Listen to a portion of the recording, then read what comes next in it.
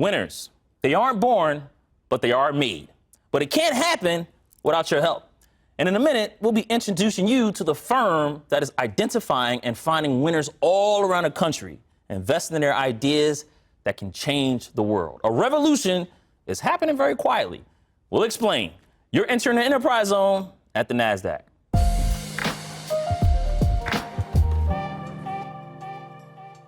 Hello, everyone. It's Jabari Young, senior writer at Forbes, and you're in the Enterprise Zone. And today I am joined by a special guest, David Hall. He is the managing partner at venture firm called Revolution. And Revolution is a VC firm based out of Washington, D.C., and created by AOL co-founder Steve Case, a management firm that's sitting on about $1 billion or so assets under management. David, thank you so much for the time, man. It's your first time at the Nasdaq? My first time at the Nasdaq, Jabari. So great to be here with you. Yeah, man. Listen, a guy of your stature, I'm surprised. You haven't been here like 4 or 5 times. Yeah, you know, I've been here a few times, but never in this type of environment, never with such an esteemed person as yourself. Hey, man, well, listen, thank you for that. I appreciate it. Don't lie to people, though. But, hey, man, listen, we're at the Nasdaq. Give me a stock. What's something that has been working well for David Hall, something that maybe you might invest in the future? Oh, man, I because of my portfolio approach, I am a spider guy. Yeah. I like the approach of an index stock. I like the approach of buying lots with many. One of my portfolio companies is doing something really innovative around this. It sorts through your checking account to see where you spend money and then buy stocks against where you're already spending money. So that's my number one tip. What's the name of this portfolio company? The name of the company is Griffin, Grifin, out of Tampa, Florida. Yeah. And a bunch of young guys came together and said, we want to make it a little bit easier for the 178 million Americans who don't own any stock because they're really intimidated by a lot of the big firms and the big companies that are making it a little bit harder and a little bit unapproachable for folks to buy stock. And they just go through you, and you'll be, for my family, a lot of Chipotle, there's some Apple, there's some Bank of America, and then surprising ones that you don't even think of. There's Travelers or State Farm, like all of the places where you spend money on a monthly basis.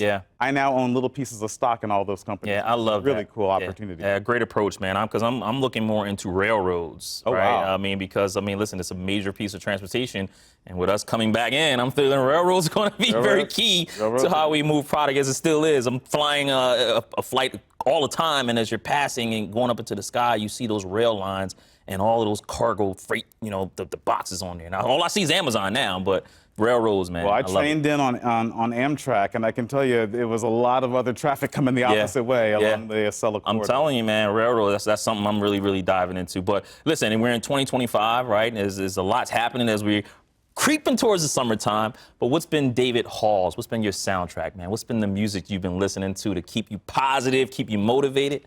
I'm old school. So the first that comes to mind for me, Joy and Pain by Frankie Beverly in Mays, R.I.P. Frankie Beverly. But it just, it really is this dichotomy in the market. There's a lot of great upside, but there's also some pain. And in our business, in the venture business, you see a lot of pain coming back from companies who have survived, the SVB crisis. They survived through the pandemic, and now they're coming back into a reality that is kind of post-COVID, but now they're confronted with new challenges that spring up every day. And so it is a little bit of joy. How do you find the opportunity to keep pressing and going hard with some pain, some painful mistakes, some hard market transitions that are making it harder to operate? Yeah, most definitely, man.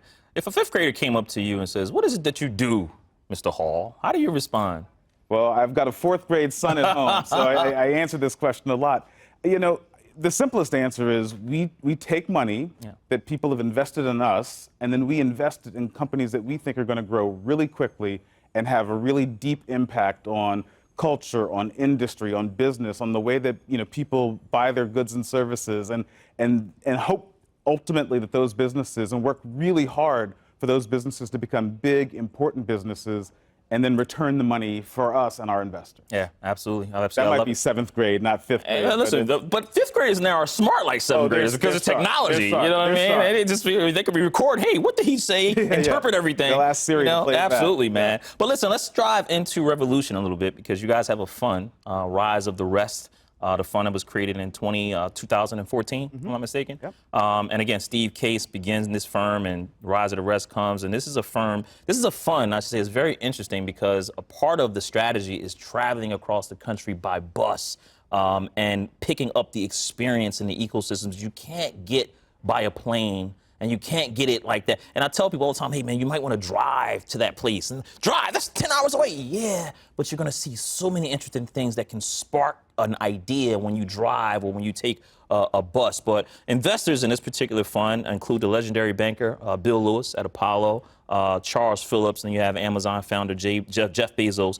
Not James, Jeff Bezos, just to name a few. But just to recap, in May 2023, I looked at it, Rise of the Rest, 300 million assets under management, correct? About 200 or so companies invested across 37 states. And you got 6 that hit $1 billion valuation. All that is correct? All correct. All correct. More than 90% of the companies still operating today. Yep. Impressive. And again, I love the stat that was thrown out in your report, how the VC money, although a lot of it goes to CA, New York, and Massachusetts, but it's starting to work its way more around the country. And again, places like Detroit, we were off camera talking about that. We'll dive into it.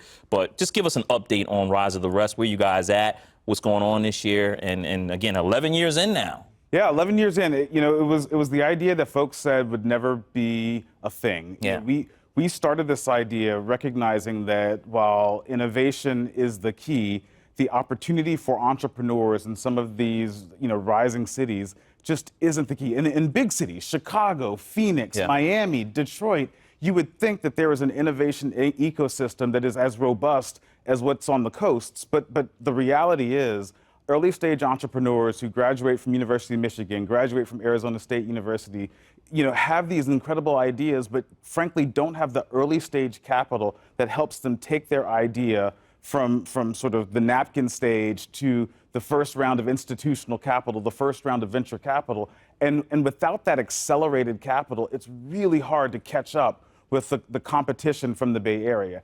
And why is this important? Because these communities need that source of innovation, that spark of innovation, to help continue the next graduated group of companies that are going to be the big companies, a decade from now, a generation later. And so without that pipeline of startups that get started by innovative young and old people to disrupt what's happening in corporate America today, you're not going to have that next generation of corporate titans. And so it's important to these communities. It's important to have that category of capital.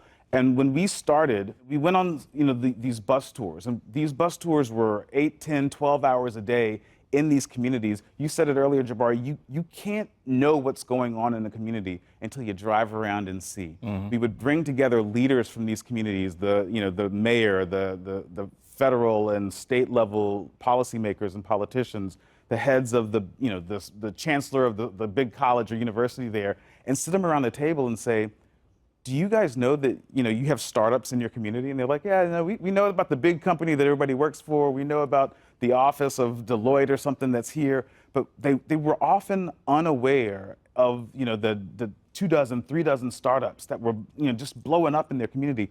And I like to say that we brought the T-shirts to the suits and brought these folks together to say, you've got something here, that's right, but it's got to be harnessed and supported and treated like the jobs and the employment sectors of the future for your town. Yeah. And it took a while. We've been at it for a year. We did 40 of those stops across the country.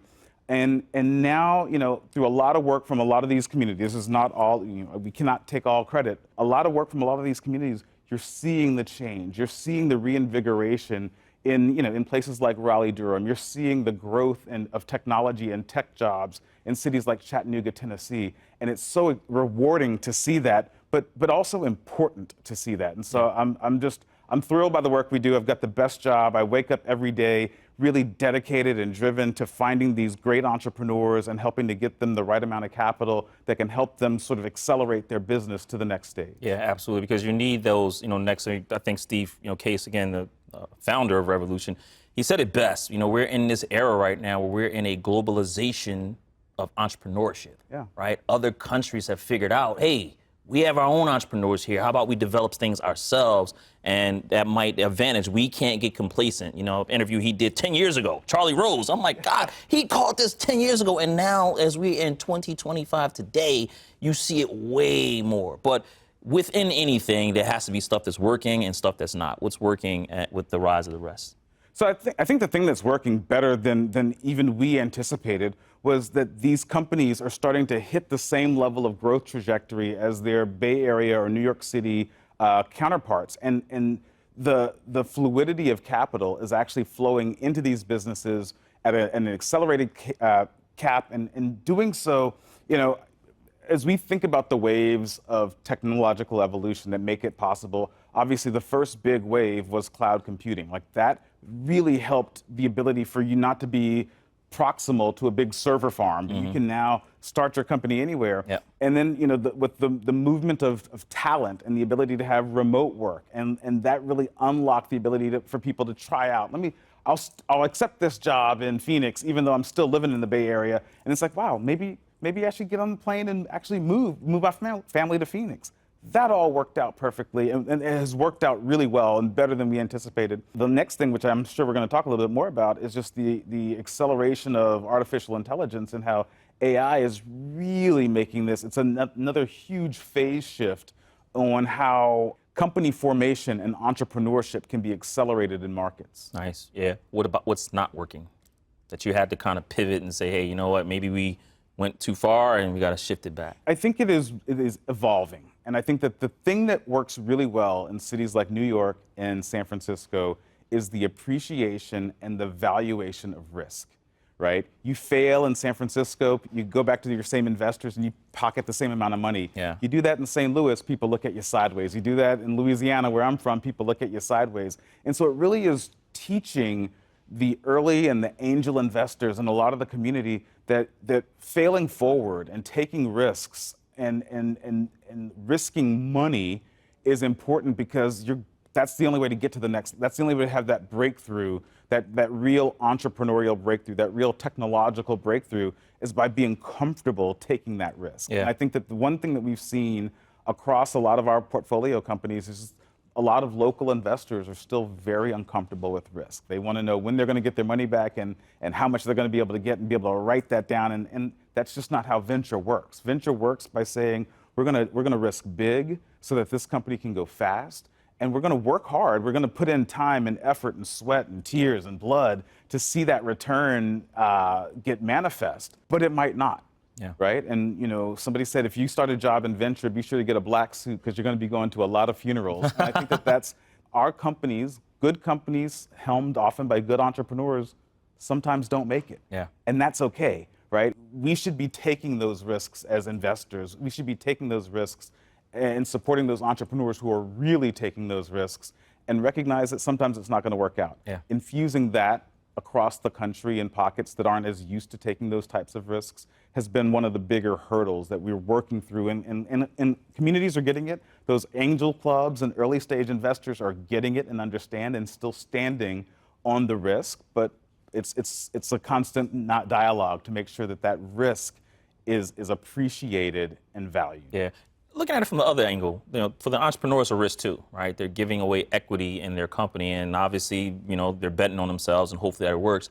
But if I'm an entrepreneur and I say, okay, I have the one side where I can go to Revolution, great group of investors over there, give away equity, or I have another side. You're from Louisiana. I got Liberty Bank over here, right? There's a black bank in America. I can just go get a loan from them. I don't have to give equity in my company. Why get venture capital as opposed to going the traditional way and going to take out debt? This is the biggest question that I talk to entrepreneurs about, right? Venture capital is a very specialized system of financing your company. And for most companies, you can go and create a life-changing, generation-changing amount of wealth by not tapping into venture capital. It's very highly specialized, and what makes it different is you are selling equity in your company. You're giving somebody else a seat at your proverbial, not even proverbial, your real table to make decisions with you, to be part of the process. Whereas if you go get a loan, the bank is going to look at your finances and look at your bank, look at your cash flow statement and maybe make you take a personal guarantee. But once the bank gives you that money, it's up to you to figure it out. Venture is about coming into a community of people. Other, firms like mine and other firms will co-invest together with you, and with the hope that the acceleration provided by the capital will have you meeting your growth objectives, will have you hitting the milestones that allow you to get big and important very quickly. That's the thing. It's the speed, it's the growth curve that allows you to be disruptive, that allows you to go against some of the big incumbents, that allows you to really manipulate and change how the industry is played. Uber is a great example.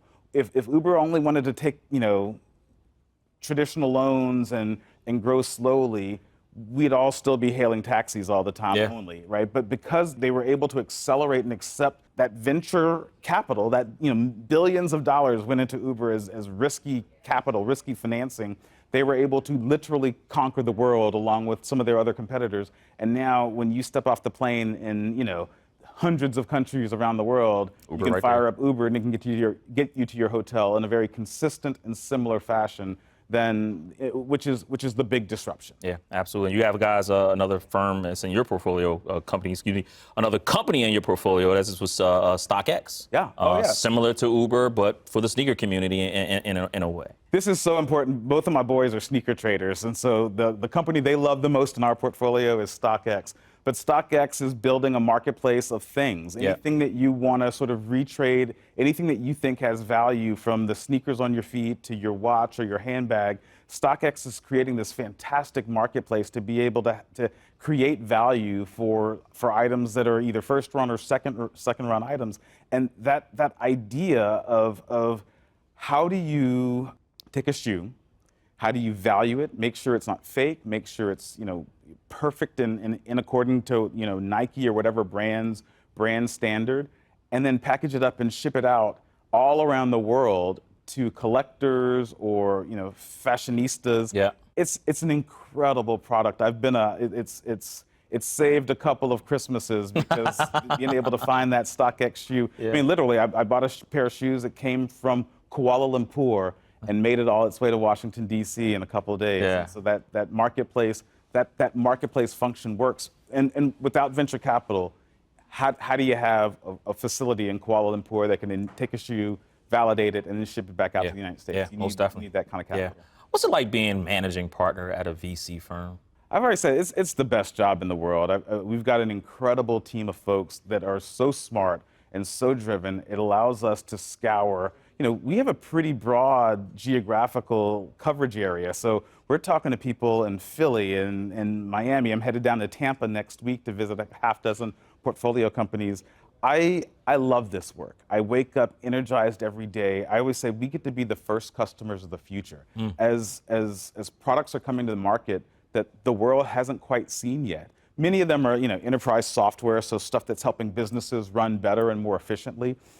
But a lot of these products have the potential to be game-changing, have the potential to help improve lives, help businesses run better, help consumers be seen and have better vibes in their life. And I love that aspect of it. I love collaborating with our team. I love part of this job as a venture capitalist is we say no quite a lot. And so there's a lot of very rigorous debate on our team to say, what do we like about this company? What do we not like about this company? One of our key questions is, we call them gotta believes. What do you gotta believe that's gonna happen either with this company, with this team, or in this industry that will make this particular company rise above all of the, rise above the mean, rise far above the mean. And so it's a fun job. And working with an entrepreneur like Steve Case is also phenomenal. I mean, talk about somebody who's seen several different cycles and still sort of gets up on the horse and is like, charge, let's go. I'm incredibly blessed and incredibly fortunate to have this opportunity, and I think it's been so fun. Yeah. And I love what's the day-to-day of a fun job like yours? I mean, you get up in the morning, right? Of course, you read Forbes.com. That's necessary, right? First thing, read Forbes, and then what? Like, what do? Your coffee, you're scouring companies, you're taking meetings. Like, what's the day-to-day every day? First, you want to take care of the companies that you've already invested in. Yeah. So a lot of our work is dedicated to portfolio management, and this is meeting with portfolio companies, asking them, how was the last? We're changing from March into April. What happened in the first quarter of this year? How are you thinking about what's going on? And you really wanting to dive deep into helping our portfolio companies figure out what are the headwinds that we see coming, or where are there opportunities for them to really accelerate.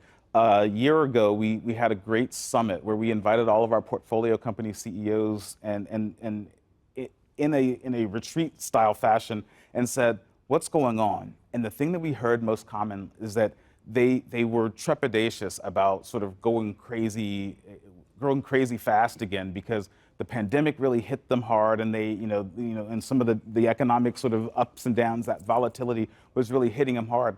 And the message for us to them was, you've spent the time in the lab. A lot of them sort of reduced their employee count and really stayed focused on accelerating customer growth and being very focused on customer retention and very focused on the core business fundamentals. Unit economics were trending very well for a lot of these companies. And so we said, it's okay to go fast again. It's okay to push your foot down on the accelerator. And one company in particular, the CEO was like, I was ready to shut down the business. I was ready to kind of give it up.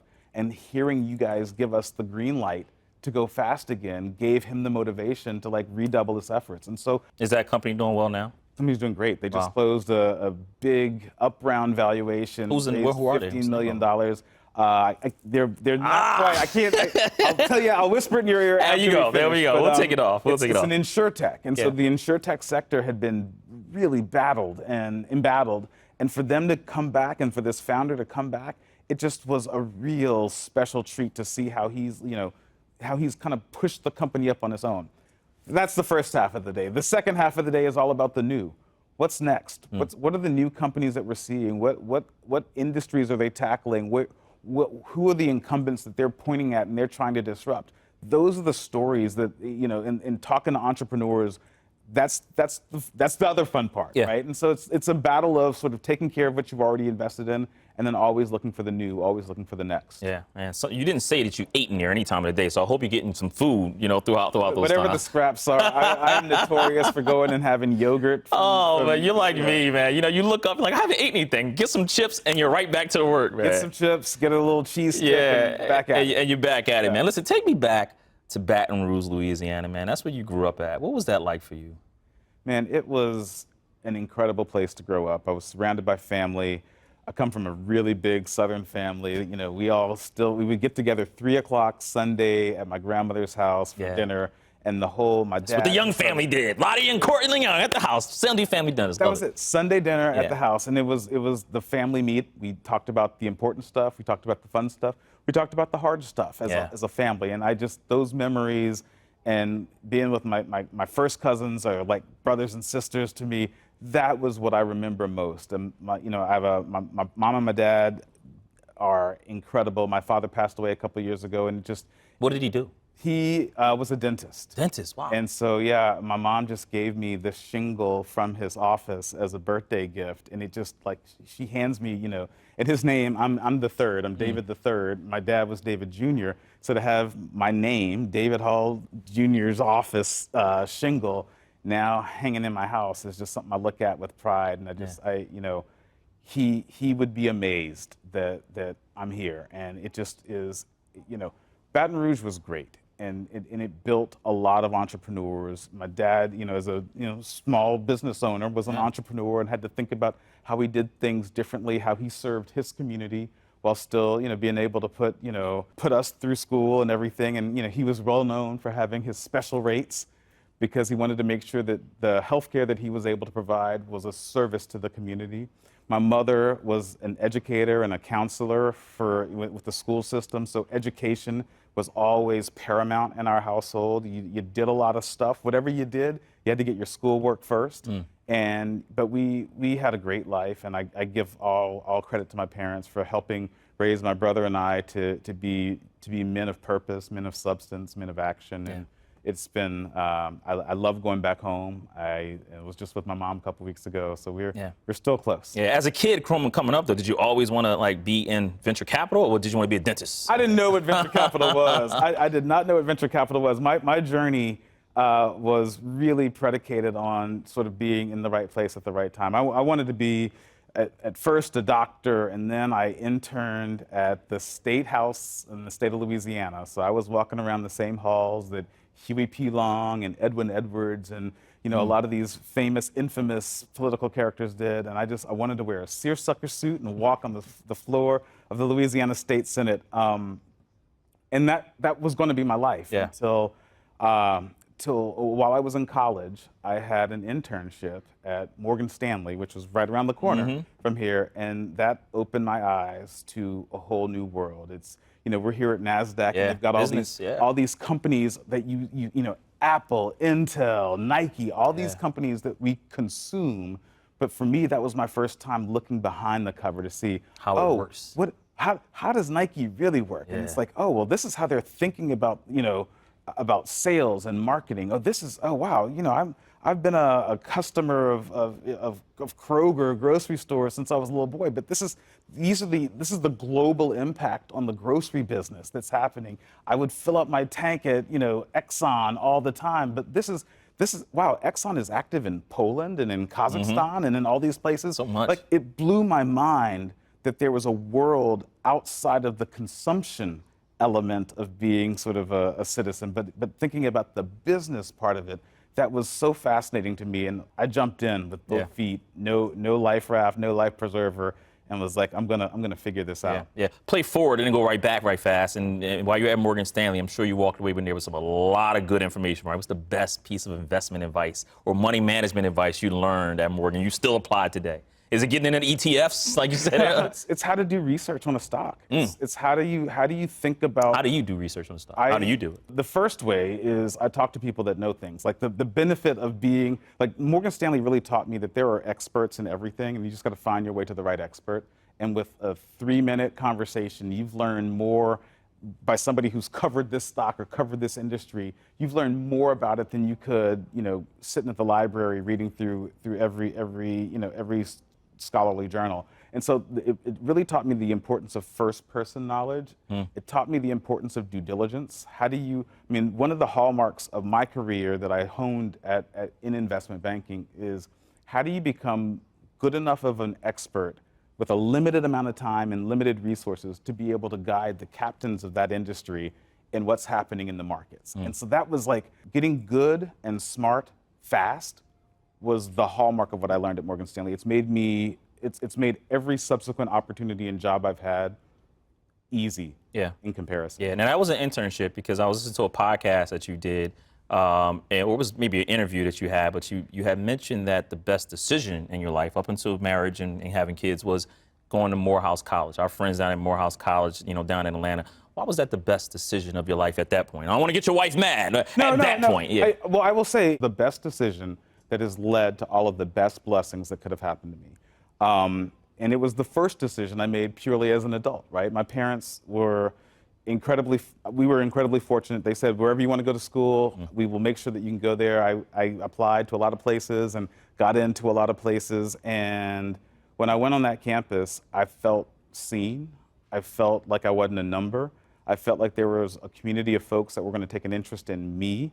Best decision. Best decision. I was brought into a brotherhood. I was brought into a community of scholars and intelligent men from around the world who recognize that this world doesn't have to be a zero-sum game. It recognized that we can both succeed together. And it's, it happened more times than I can tell you, Jabari, where I'm sitting in the study hall, like, I don't understand this. Somebody's like, well, let's figure it out together. And we would figure out the answer together, and then both of us would pass the test, as opposed to hoarding the information and then just, leaving a guy behind. That never happened. And I'll give you a great example. My first week of college, I remember walking down the hall hearing, of course, hip hop. Rap, classical music, of course, hip hop, rock, classical, rock and roll, country western, and all black men playing. All black men playing. And so I got to see the diversity in what the world often thinks of as a monolith.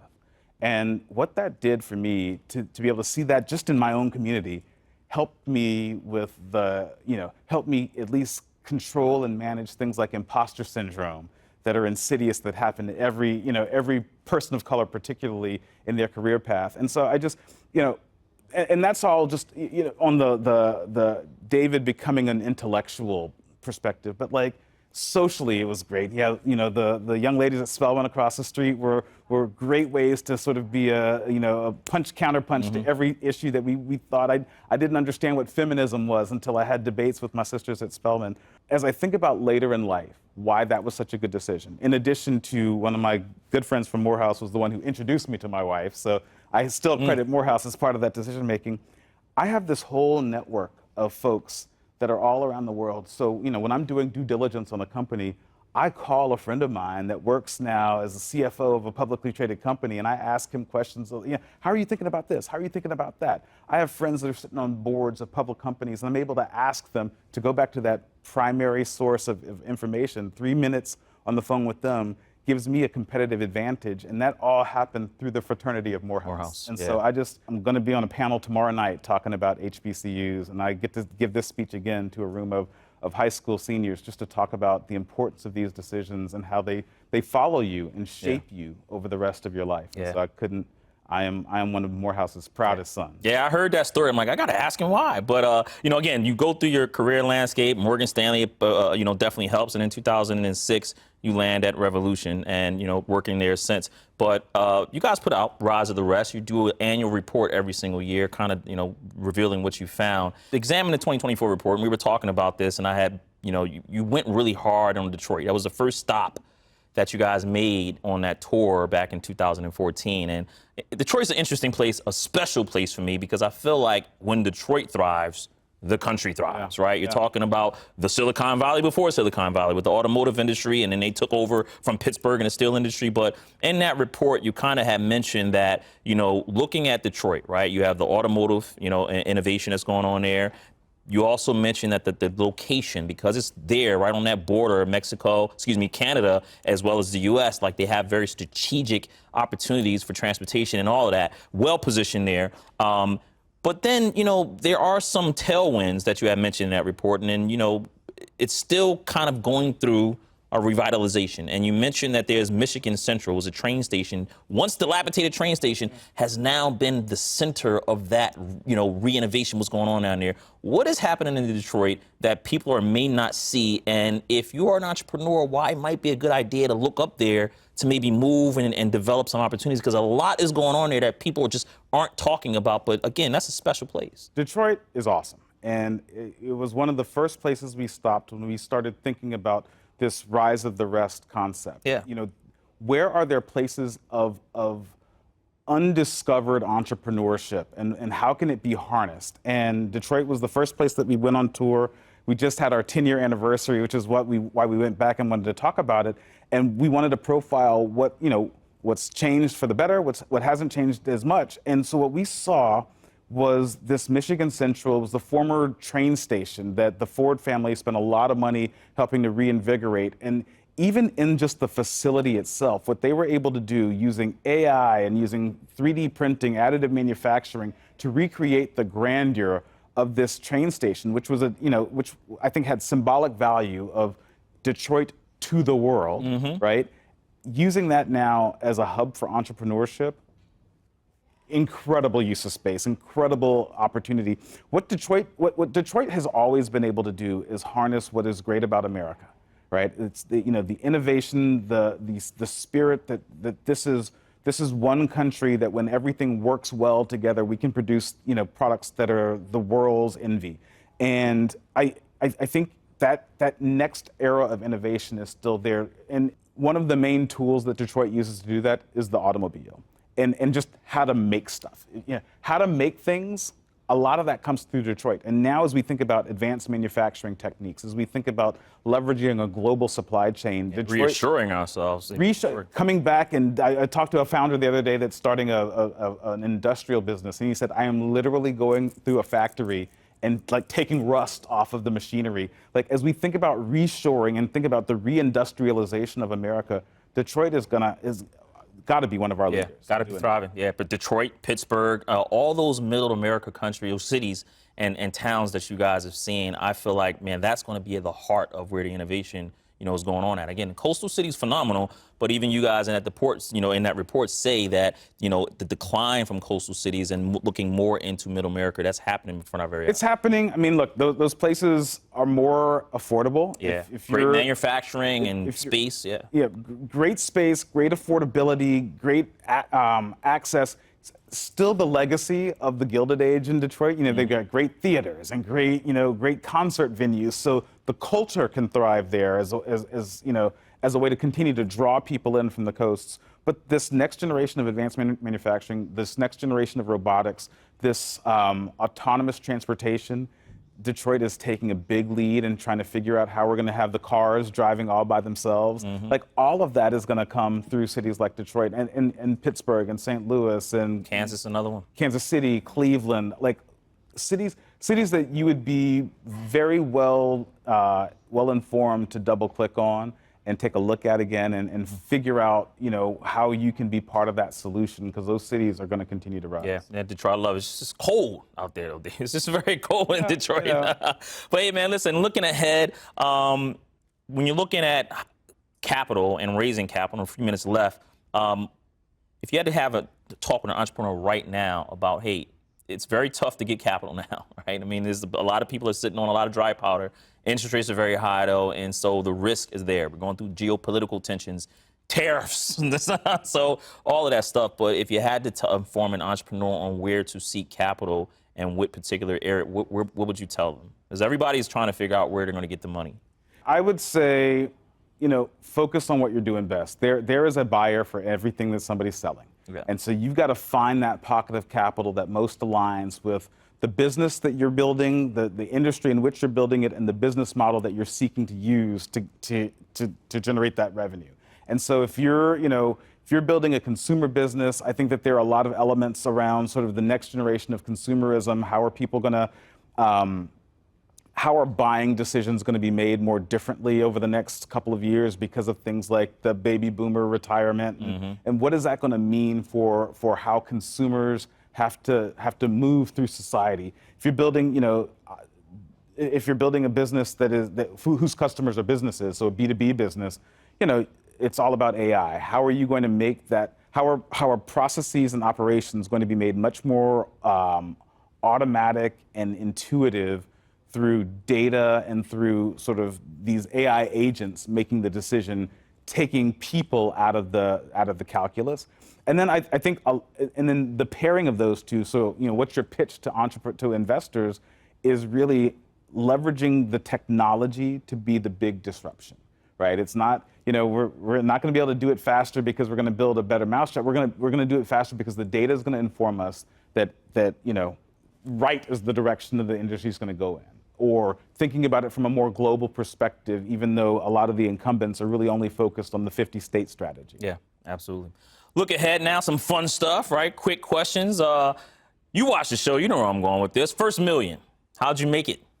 Grinding, man. Grinding. No, it was through a couple of good investments that hit really, really well. And it's just, when we're right about things, we try to be really vocal about it. And I think for us, investments in companies like StockX, investments in companies like Anduril have been really good investments for us. And so we're excited to keep doubling down on making great investments and having them and working with those entrepreneurs as they continue to kill it. Yeah. Now, how did you spend it? How did David Hall spend his first million? Oh man, still building a house that is never going to be.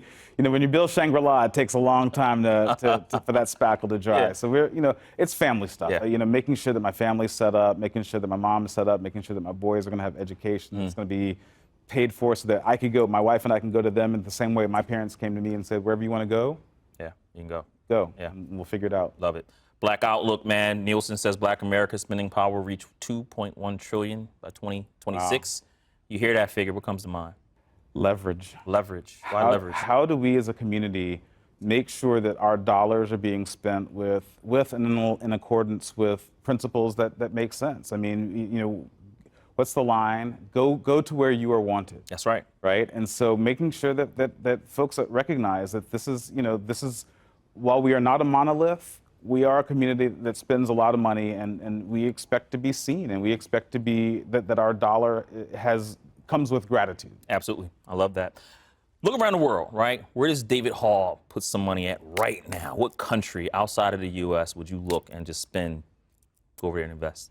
Man, I have been more and more impressed with some of the South American economies. I think Brazil is figuring it out.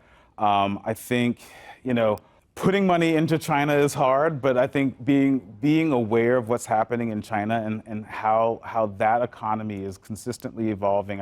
I saw somebody say, China's been around and been a powerhouse for 5,000 years. Yeah. Right? Like it is hard to bet against China, but I'm domestic, man. I think that, from, what is it? I think somebody said the quote to me, from Philadelphia to, I want to say like Denver, north and south, is like the third largest economy in the world behind China and the United States, right? Those are emerging markets as it relates to technology. I am long the United States, and I still think that there's a lot more opportunity here for people than sort of trying to figure out how to do cross-border everything. Spend it in good old US of A, and you can still see the same return that you can see in some other places. Yeah, most definitely, man. 3 books that inspire David Hall to perform your best or that motivate you. The one that I always talk about is this book called The Inner Game of Tennis. It's a tiny book. It's a thin book. I used to fancy myself a tennis player. And one of the big takeaways for me was control what you can control, because in the game, when the game starts, there are all sorts of variables that you can't control. So you'll see some of the greats like Nadal and Djokovic being very particular about how their water bottle's facing, and because that's what they can control, and that can relax you, so that when you're out in the game, you're just able to go out and go crazy and play and not be worried about all these externalities, because you're focused on what you can focus on. Second book that I'm reading that it's been a perplexing book for me, and I've been going back and forth. As I said, I'm the father to 2 boys, and there's this book called Of Men and Boys, and it talks about boy performance, how boys are underperforming girls across every demographic indicator, every socioeconomic indicator, every racial indicator. So, Japanese American boys underperform Japanese American girls. African American boys underperform African American girls. Incredible book to just think about how boys are faring in our society, and they provide some great tips on how do we elevate those boys, and how do we in the same way that we leaned in hard to make on-roads and pathways for girls in STEM fields and STEM careers, how do we bring boys back so that African-American men are are getting fewer college degrees than just about any segment of the population. Yeah. How do we help save our boys? It's a personal issue to me, and I love thinking about that and reading about that.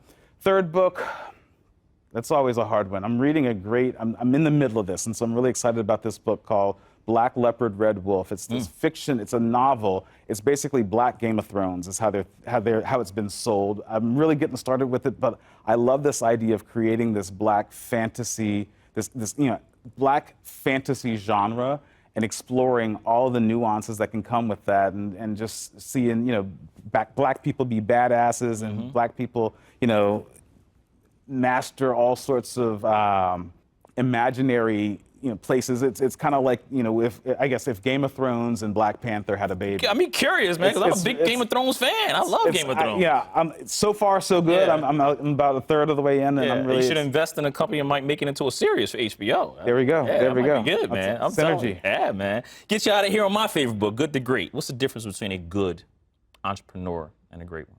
Those great entrepreneurs really realize what the end game is. They are dedicated to the mission. It's the difference between somebody building out a house for themselves that they want to live in for the rest of their lives versus those that want to flip the house.